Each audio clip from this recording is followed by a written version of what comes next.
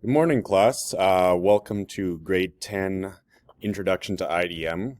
Obviously, a lot of you have been missing this last week, and so I just wanted to update you on what we're going to be doing for the duration of the school sort of shutdown and online learning.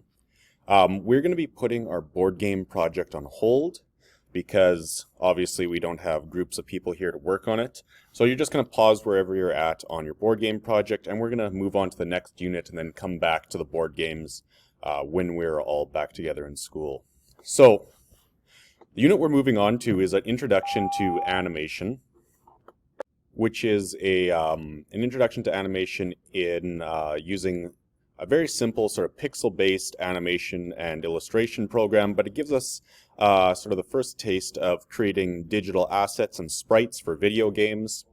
And the program that we're going to be using is available online. It's a free app, and it's fully capable of being run on your Chromebooks, which is awesome, so you don't have to have any special software downloaded to your computer.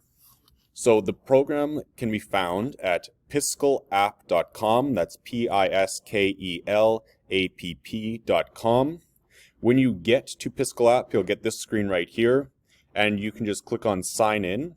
Now Piskel uses your Google sign in, so you can just click sign in, and then it will use your Google account. So you just click right here, use your HSD account, and it will bring you to your gallery. Now, I've been using Piskel for a while, so I've got lots of little sprites and animations on it. From the very simple to a little bit more complex. Here's a fun little one I did for Valentine's Day, a little heart that beats and puts out a little heart blood spurt there. This one right here is the one that we did in class for those of you who were here.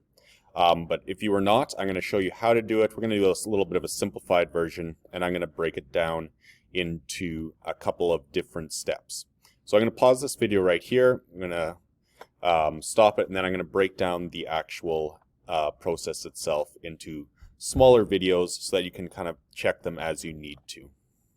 So take a look at the next video that I post, and it will show you how to actually get into the animation now that you've created your account.